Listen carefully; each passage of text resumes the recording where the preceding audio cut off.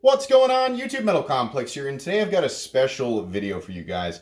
I have already reviewed the Ontario Rat 1, which is this guy right here, and the Ontario Rat 2, which is this guy right here. And I've talked about them many times on this channel. They've been used as examples in a lot of different things. They've made multiple top 10 lists. In fact, I built an entire series that was based on my love of the Rat 1 and Rat 2 called The Quest for the Perfect Budget Knife, where I touched on points, as this knife world evolves and we start getting better and better materials and better designs for less and less money, the budget part of the knife world is very important. These are the knives that we actually go out and use and beat on. And these two have reigned supreme, for so long. It's such a great value. A lot of people loving them. Here in 2019, after I'm going to conclude my Quest for the Perfect Budget Knife series tomorrow, episode 11.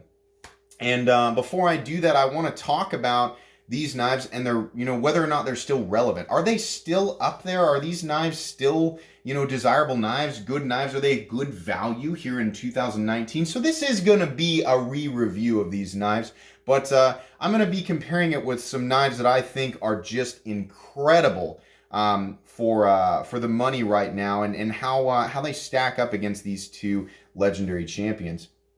So we're going to start off here like we usually do, get some measurements between these two guys. The Ontario Rat 1 is coming in at about 8.6 inches overall, with a blade length of about 3.6 inches and an actual cutting edge of about 3¼ inches. The little guy here, the Rat 2, is coming in at 7 inches overall with about a 3-inch blade, a little bit less than a 3-inch blade there. That's kind of nice. And it might be right on. Don't depend on that in an area where it's like anything over 3 inches is illegal. Don't depend on that because it's right there in the 3-inch line. Then the cutting edge here is right about 2.75 inches.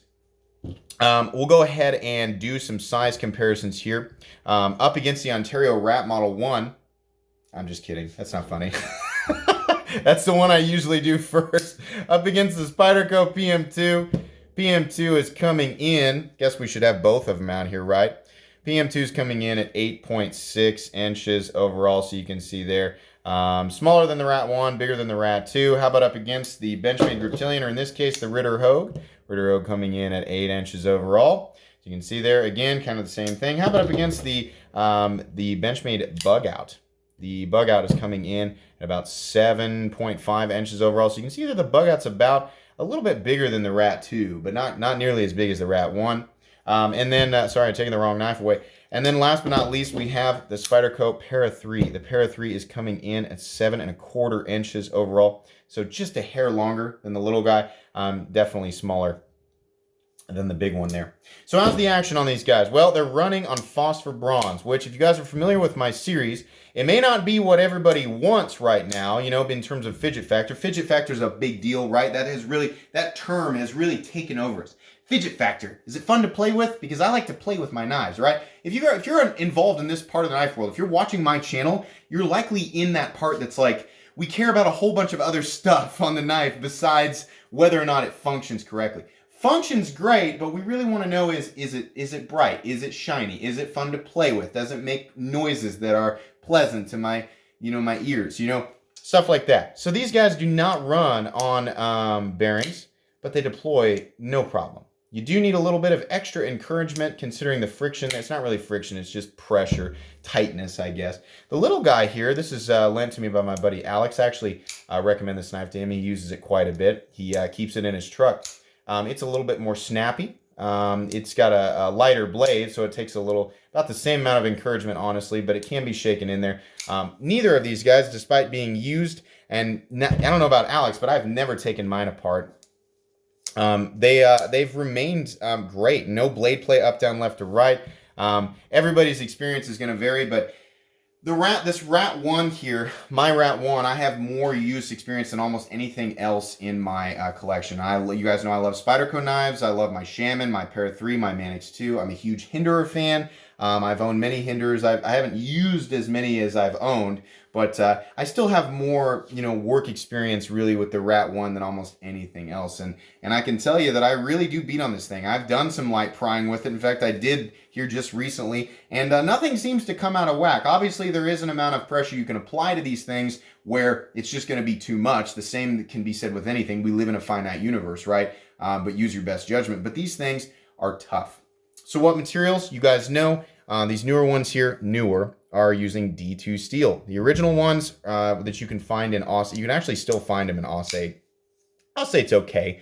It's just, D2 is going to be a better steel for most people. That's just going to be the case. D2 is going to have better edge retention. It's going to be a little bit tougher. It's not going to be quite as stainless. In fact, it's not a stainless steel, coming in at, 12% chromium, something like that. But I've never had an issue with corrosion, and I very rarely add oil to this. Now, I live in Kansas. That's going to depend on, where you live. Yeah, D2 is going to be great. Let's weigh them. We didn't really talk about weight here. It's kind of a sloppy, all over the place review since I've already talked about it multiple times here. The big guy's coming in at 4.97 ounces. That's because you're looking at steel liners with an FRN handle and no internal milling. Still okay though, not a big deal. Little guy's coming in at 2.79 ounces. Weight again. Yeah, 2.82 ounces. So that's going to be pretty, that's going to follow the line there. People say an ounce an inch for the blade. That's going to be very close to that. The little guy is going to be a lot more preferable. It's like I always say, it's more about carry profile. I can handle a little bit more weight if the profile is good. Both of these have excellent carry profiles because they're kind of long and slender and up against knives, that a lot of people really like, but have more of a problematic carry profile like the Para 3 PM2. You can see here that both of them are just going to be easier to carry. In a lot of ways, this guy's actually easier to carry than even the Para 3, despite the fact that it's actually a smaller and lighter knife, which is why I say carry profile matters. So they're great, right? Blade steel is great. Fit and finish on the blade is going to be great. You can get it in a sort of a painted, it's not really a coating, it's just more paint, or a satin finished blade, right? You can get different colors of handle scales. You can get black, you can get tan, you can get more of like an OD green. I think they come in pink and gray, and they've got a carbon fiber laminate. And there's even an assisted version of this knife, which is a whole nother thing. I don't think people really like that knife, but this knife has a lot of flavors. It's catering to a lot of people, right? In that sense, people who like the different styles and things like that. So you can have your preference there. Let's talk about the blade. We have a super simple flat ground blade, drop point blade. Corners are a little sharp. You can definitely scratch some of your fingernails off there. Not that big of a deal. It's not an element that has ever, got me to be like, no, I'm not going to buy this knife, especially at this price range. It's completely acceptable.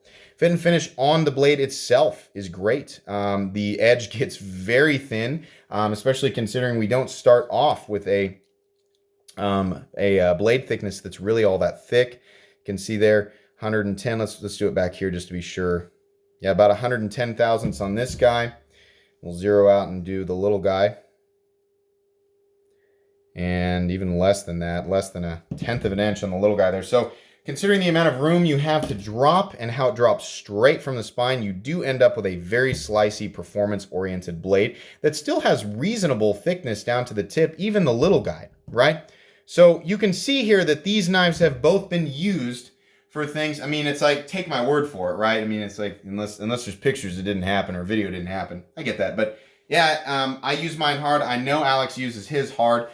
They just are used for whatever. This is a knife that I reach for when I don't want to think about how shiny the blade is, how recently I sharpened it, how recently I oiled it. It's a tool. So I just reach for it and I use it. And that's one of the most important elements of a budget knife, right?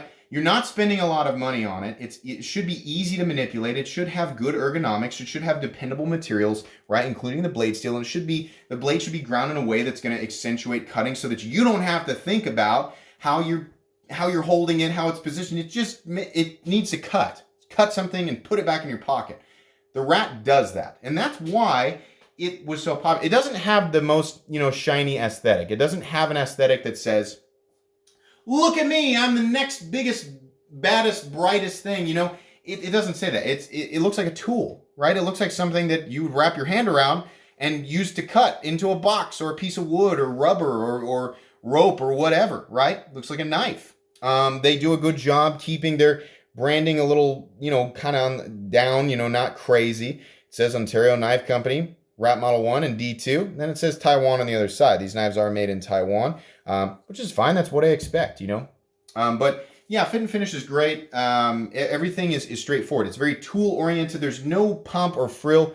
That the designer of this knife was not thinking like, how do I make this thing flashy? They were thinking, no, let's make it a tool first, and then however it ends up aesthetically is fine. There's an area up here that a lot of people say works like a choil, and I agree. I've used it like this. Not the most comfortable thing in the whole world. Would be way better with a choil. In fact, if you'd like to see one that's got it's actually got a choil, Jared and Kara Neves, I think they had a viewer give them one, customized one that's got both a hole, like a Spyderco hole, and a choil in it. That's just amazing. I think they should have done that from the start. That's Neves Knives. If you guys want to check their channel out, they're awesome. But I love that. That would have been perfect, right? Would have been really, really great. Moving down to the scales here, we do have FRN that's been lightly textured. The texturing doesn't really do anything. This handle gets a little bit slick, but what locks you in is this primary position right here. It's very comfortable. You're very locked in. Everything is so nicely rounded off. I mean, I have used this knife for long periods of times. Heavy cuts for long periods of time.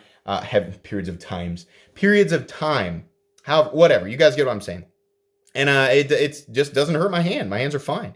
T8 pivot screw, you can see here, real quick, you do have pocket clip positions, tip up, tip down, left to right-handed carry, which is great. T8 pivot screw up here. Unfortunately, you have 5 T6 body screws on each side. You're definitely good in the structural integrity department. There's only 4 on the little guy, by the way, but that's kind of a pain to take it apart. You got screws rolling everywhere. They're T6. You can strip them out, strip the head. Okay, not that big of a deal, but just 2 would have been fine. 2 with 2 standoffs would have been fine, right?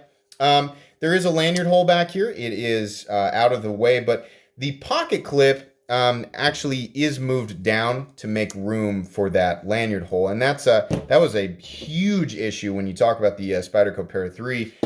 One that should never be the case. You should always think about the position of the pocket clip first before the lanyard hole. That being said, neither one of them care. Alex still has his in the configure. Did he put, I don't know if he put that up there or not. I can't remember how they come from the factory. They might actually come tip down from the factory, but tip up, tip down, doesn't matter. It's not a flipper, so you can put it however you like. It's fine, right? It's going to cater to both left and right-handed people and people with different tip preferences. But this much sticking out of my pocket, that's okay. It's not the deepest thing in the world. It's not the most shallow thing in the world. I'm fine with it. I really wish that it just didn't have the lanyard hole and the pocket clip was moved all the way up, or we had something more similar to how Civivi does the back of their Praxis, and that's fine. You can see there the pocket clip comes all the way up to the top.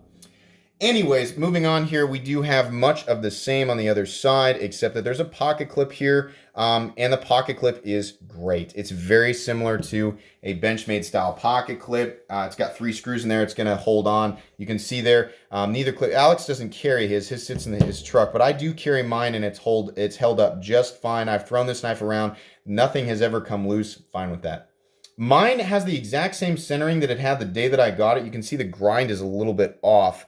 Because the tip almost looks centered, but you can see here it's not quite touching on that side, but it is closer to that side.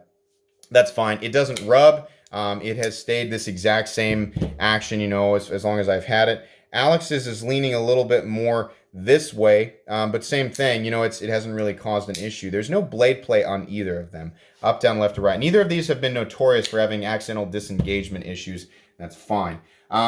You do have a thumb stud deployment here. We didn't really talk about that, how easy it is to access it. And I'll tell you right now, both the large and small, very easy to access. I can do the reverse flick just fine, and I can do a forward flick just fine. This one is a little bit easier to manipulate because it's smaller and just agrees with my hand a little bit better. I really, really like this knife. It's no wonder that so many people love this knife for EDC. It's just excellent. By the way, guys, both of these knives, like I always say, I mean, there's stuff down in my description, like this Wea bit selector, my magnetic driver. I've got cool EDC flashlights and EDC pens. There's a whole bunch of stuff. But both of these knives, as well as some more popular knives that you've seen, it's all down there. So if you're interested in that, picking something up for yourself or a loved one, check out my description. It's all categorized out, and it's got everything, that you could imagine. There's something down there for everybody.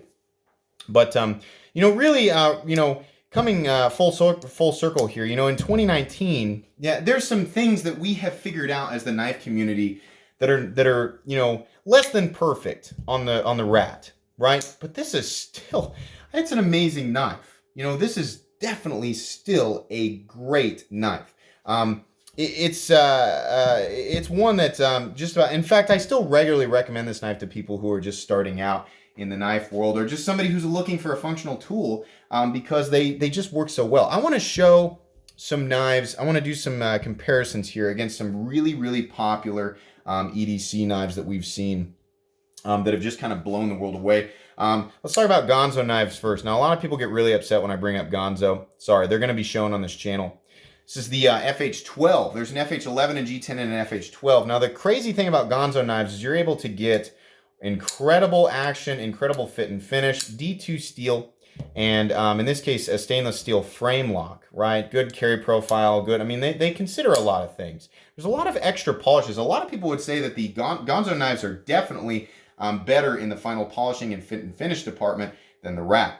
They're also less expensive. Gonzo knives in the Firebird line, which is what this is, tend to be, you know, between $25 and $35 usually. And that's amazing considering the Rat. We haven't talked about the prices on these guys. You're looking at about between $38 and $42 roughly for these D2 versions. Now, prices can vary. You can definitely find them less. You can definitely find them more. Prices are just going to vary. So Gonzo is definitely a new, you know, well, not new, but they're definitely a contender, you know, for a really good budget knife versus the Rat. By the way, all the knives I'm going to show are also going to have links down there. The Kaiser Vanguard line, specifically two really popular models right now, the Mini Begler and the Mini Doman. Very similar. These guys are using, see the steel there, 154 cm on this guy, and what did we say? N690. So if you guys watch my Quest for the Perfect Budget Knife series, I talk about actually my 3 favorite or most preferable steels for a budget knife would be D2, 154 cm, or N690. N690 is going to be the least edge retentive, but it's going to be the most stainless. 154 cm is a balance of everything, and D2 is going to be the toughest and have the best edge retention, but it's not quite stainless. They're very close in performance. D2 is going to be a little harder to sharpen, but they're going to work really, those steels work really well. They cater to a lot of people in terms of performance and what, you know, sharpenability, whether you're new, you know, just overall maintenance or need for maintenance. They're just good steels. But both the Doman and the Begler have larger versions, which I imagine will eventually evolve and take on the same steels that the mini versions are. For whatever reason, the mini ones are ahead. But these are two excellent examples of knives that, again, in a lot of ways have elements and design features that are better than the Rat, and they run very similar in terms of price. I really like both of these guys, and I'll like the large ones just as much as soon as they catch up in steel. They're using VG10 right now, which is, it's okay. Let's talk about Kershaw. Kershaw USA has been really releasing some awesome stuff. Probably one of the most popular right now, arguably, is the bare knuckle that you're seeing here. It's actually running on bearings and has a sort of sub frame lock. Has really good action and is using a steel that a lot of people like. I don't know if we were able to see it here. Is it 12C27N, something like that? It's the Sandvik steel. Incredible flipping action. Has that fidget factor that everybody loves, right? Everybody wants that, you know, like in the case of the Gonzo, it's, oh, the fall shut action, that nice snappy D10, and it's a flipper, you know, it's fun to play with over and over and over again. But at the same time, amazing ergonomics, great blade shape, a popular blade shape here recently, a sheep's foot, right? Using 6061 T6 aluminum, and it's made in the United States. Holy cow, right?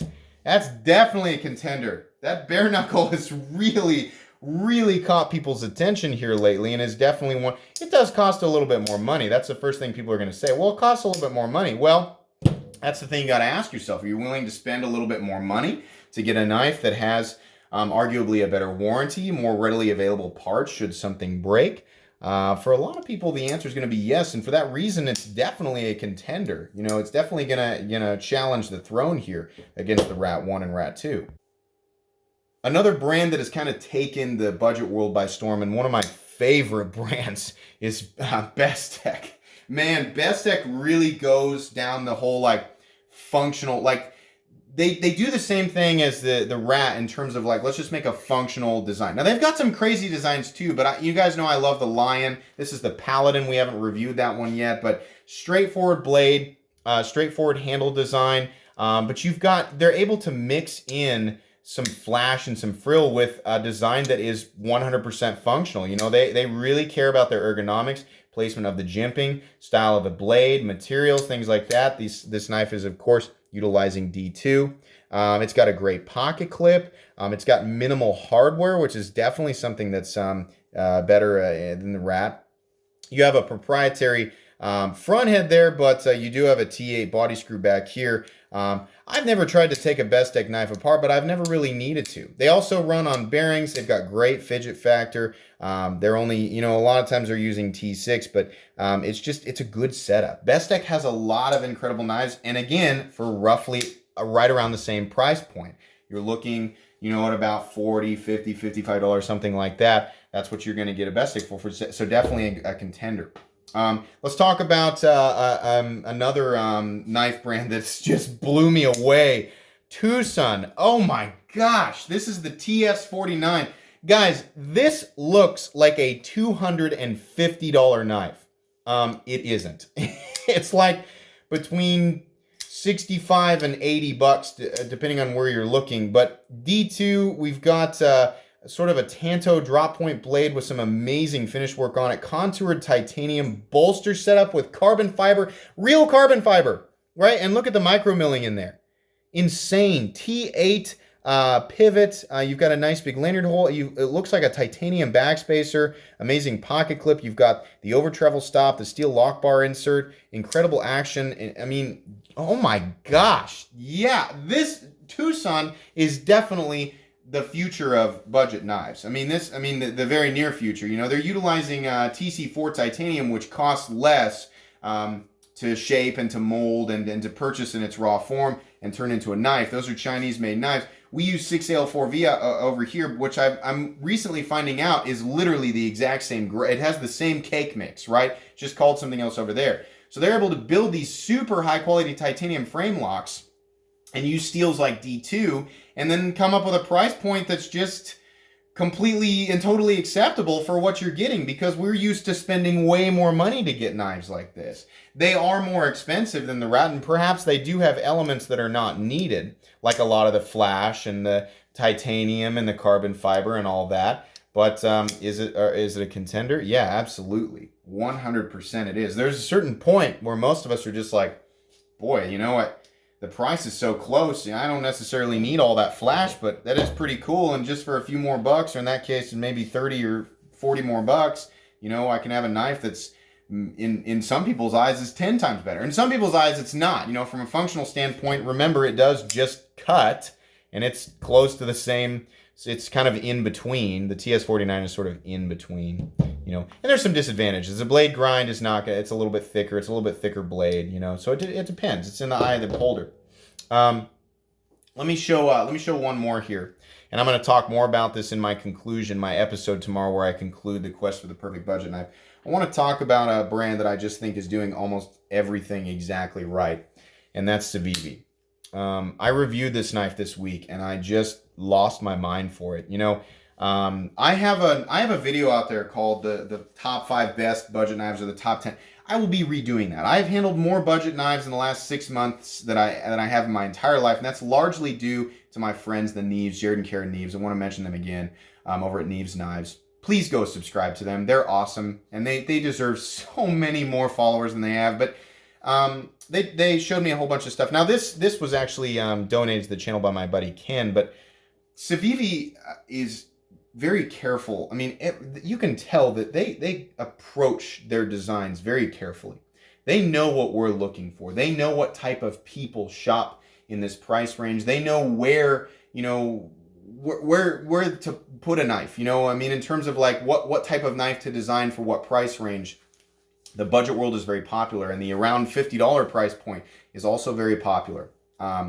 So they understand what people want in terms of a functional blade and in terms of an attractive blade.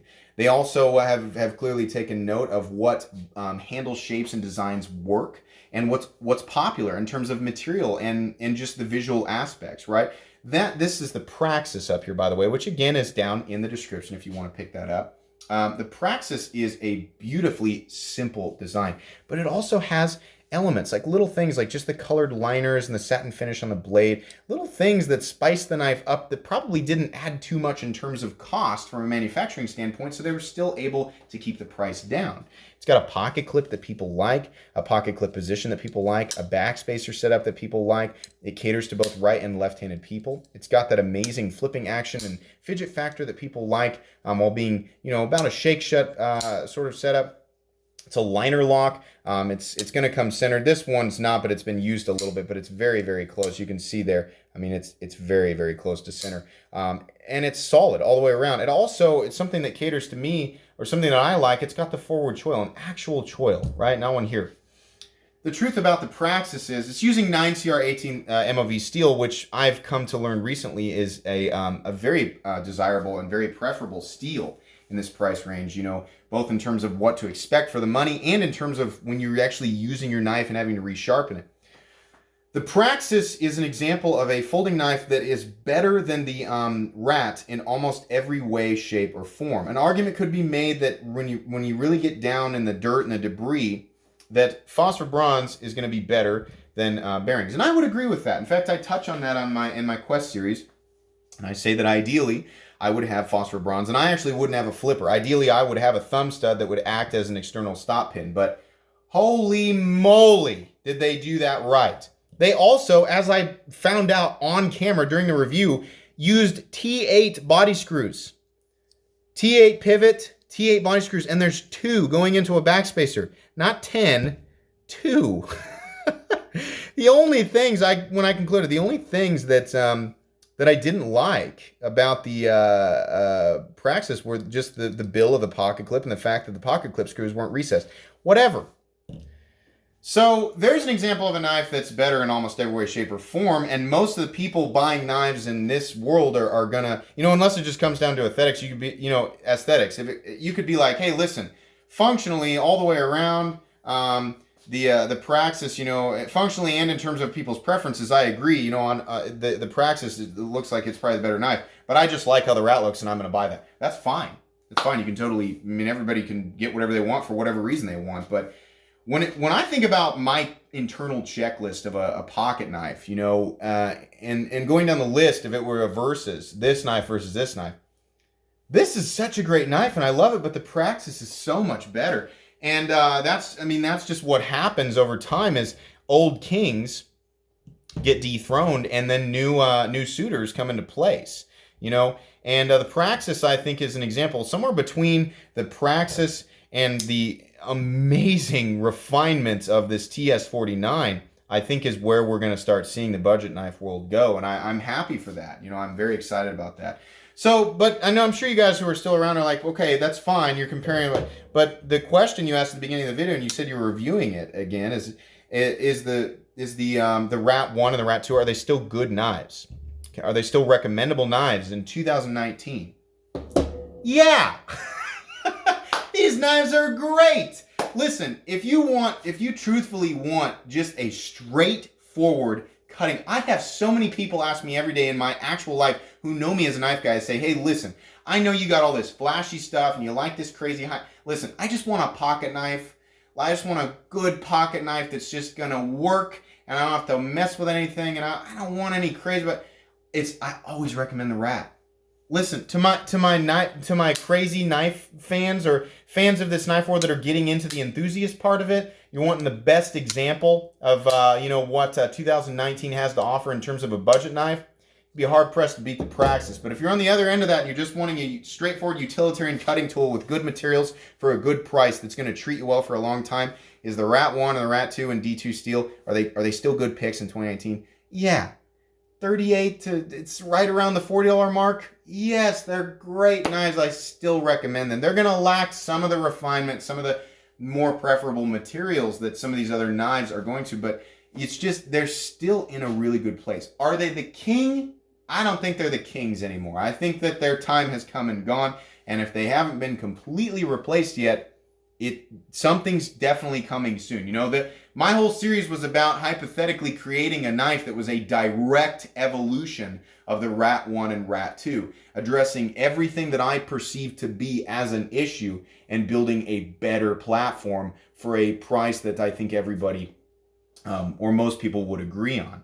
But are these still good picks? Yeah, absolutely, 100%. In fact, I listed them as knives that everybody needs to experience. If you've not experienced either of these knives or both, you know, at that price, you can totally experience both, you know. I urge you to do so. Like I've said many times in this video, all the links for everything you've seen in this upload are down in the description. So if you want to check anything out, it's nicely sorted out where you can find it pretty easily.